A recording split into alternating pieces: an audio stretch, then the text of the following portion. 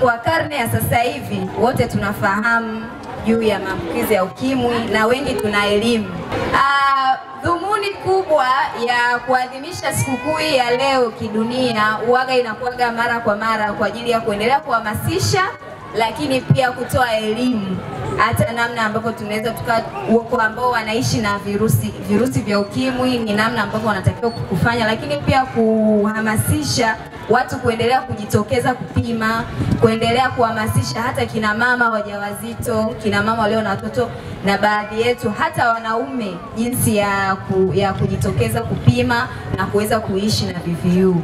Kwa sababu kwa sasa hivi sote tunajua kwamba ugonjwa huu ndio upo, lakini tunaweza tukaishi, maisha yanaweza kaendelea kama kawaida.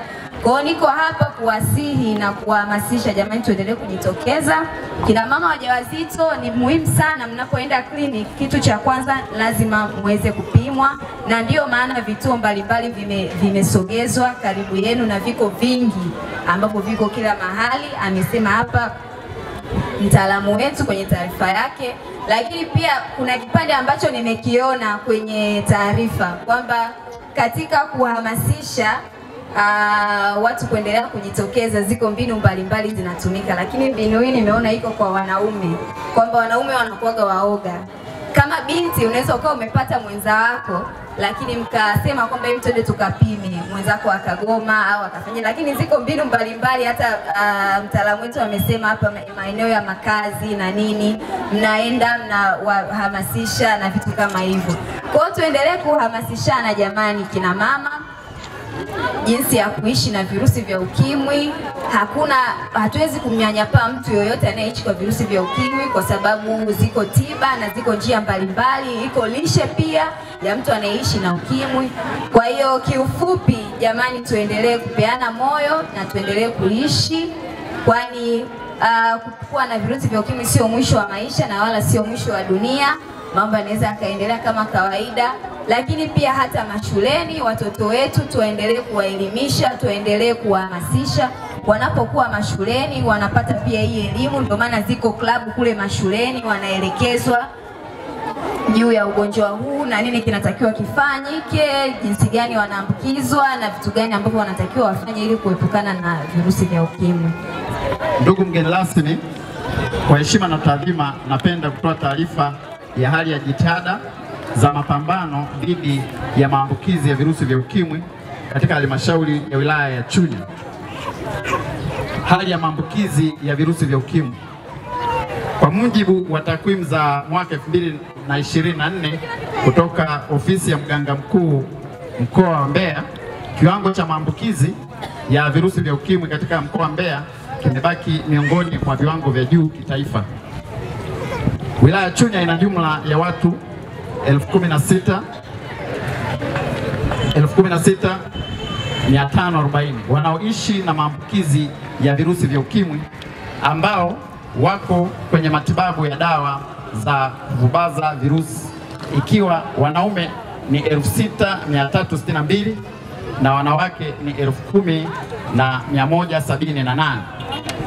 Kiwango cha maambukizi mapya kimepungua kutoka 2.1% ya mwaka 2002 hadi 1.8% kwa mwaka 2024.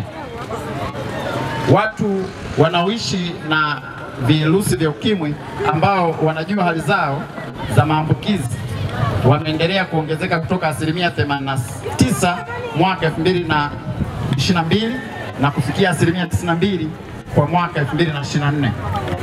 98.5% ya watu wanaoishi na virusi vya ukimwi na wanatambua hali zao maambukizi wako kwenye dawa za matumizi ya dawa za ARV hadi kufikia mwaka 2024. 98.5% ya watu wanaotumia dawa za ARV tayari wamevubaza virusi mpaka kufikia Disemba 2024. Ndugu mgeni rasmi, huduma za upimaji wa virusi vya ukimwi na ushauri nasaha zinapatikana katika vituo vyote vya kutolea huduma za afya na katika jamii, ambapo kwa kipindi cha mwaka 2024-2025 jumla ya watu 84,026 walipimwa maambukizi ya virusi vya ukimwi na kati yao 1566 walipatikana na maambukizi ambayo ni sawa na 1.8. Mikakati mbalimbali inayotumika katika kuhakikisha huduma za upimaji zinawafikia wahitaji wote ni pamoja na kuongeza mbinu mbalimbali za upimaji kwa wanaume kama vile programu za mahala pa kazi, kampeni zinazojumuisha magonjwa yasiyoambukiza, kupima na kuchunguza magonjwa yasiyoambukizwa kwenye kliniki za wajawazito, kuendelea na upimaji binafsi wa virusi vya ukimwi na ukusanyaji wa takwimu na taarifa kwa wakati. Huduma za kuzuia maambukizi kutoka kwa mama kwenda kwa mtoto. Ndugu mgeni rasmi, maambukizi kutoka kwa mama kwenda kwa mtoto yanaweza kutokea wakati wa ujauzito, wakati wa kujifungua na wakati wa kunyonyesha.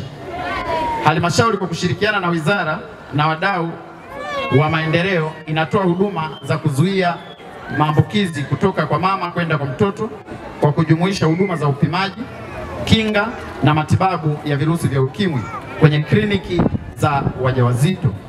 Ndugu mgeni rasmi, halmashauri na jumla ya vituo vya kutolea huduma za afya 32 vinavyotoa huduma za tiba na matunzo kwa watu wanaoishi na virusi vya ukimwi. Hii imepunguzia watu waviu adha ya kutembea umbali mrefu kuzitafuta huduma. Aidha, halmashauri imeendelea kuhakikisha uwepo wa dawa na vitendanishi vya kupima virusi vya ukimwi kwenye vituo vya huduma wakati wote. Huduma rafiki kwa vijana. Vijana wameendelea kufikiwa kupitia clubs za vijana, bare, adolescent clubs.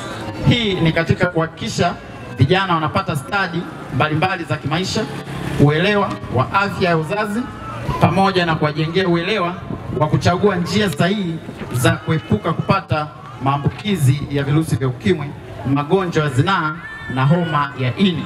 Tunashukuru sana kwa siku hii ya leo ya maadhimisho dhidi ya ugonjwa wa ukimwi. Sio mageni kwetu. Kama alivyosema mgeni rasmi kwamba ukiwa na virusi vya ukimwi sio mwisho wa maisha. Maisha yanaendelea mpaka hapo Mungu atakavyoamua. Makongoloti oye! Kipekee mimi kama kaimu mtendaji na kushukuru sana ndugu mgeni rasmi kwa nasaha zako nzuri. Ingaje ni kwa ufupi lakini imesheheni vitu vya muhimu sana.